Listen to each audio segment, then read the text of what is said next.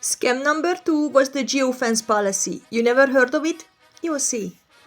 I specifically requested unlimited miles. The entire purpose of this whole trip was to see my newborn grandson in Florida. Going down from New York to Florida. And this will have importance later. I'll read it in a minute. The day and the next day we only stayed in New York State, Niagara Falls, etc. By God, the next morning we woke up in a hotel with an email stating that we committed some geofence policy violation and bam, $280 penalty already charged on my card. Outraged, I called them, which Adam, I have to give it to him, he was kind.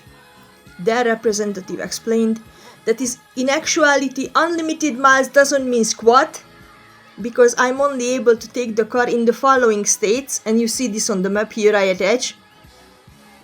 If by God I take out the car out of those 5 states into the discounted penalty states, which is showed here with orange, I'd get hit $35 a day per day multiplied by the entire trip.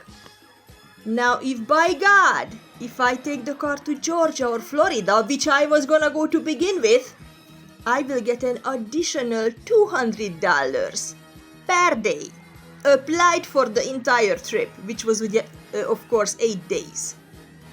It's a bait and switch. They didn't explicitly told me this stupid policy. When they saw me specifically requesting unlimited miles, they should have said something. That's called bait and switch. Of course I was asking them, okay, fine, I didn't know it, but what does your geodata shows? Where was I? Where did I go? He couldn't tell. He said, well, he's not entirely sure, maybe Indiana? I'm like, Indiana? You have any idea where is Indiana? I stayed only 2 days in New York State. Now, this is a blatant lie. It's a scam. So here on this map you can see that we only supposed to stay in the states presented here with white. If you already go into the here shown with the ochre or mustard color, that's a $35 per day applied for the entire trip, like multiplied. That's how we ended up with 280. But if you by God go down to the what here is orange or like a coral, then you would get hit with a $200 per day multiplied for the whole trip.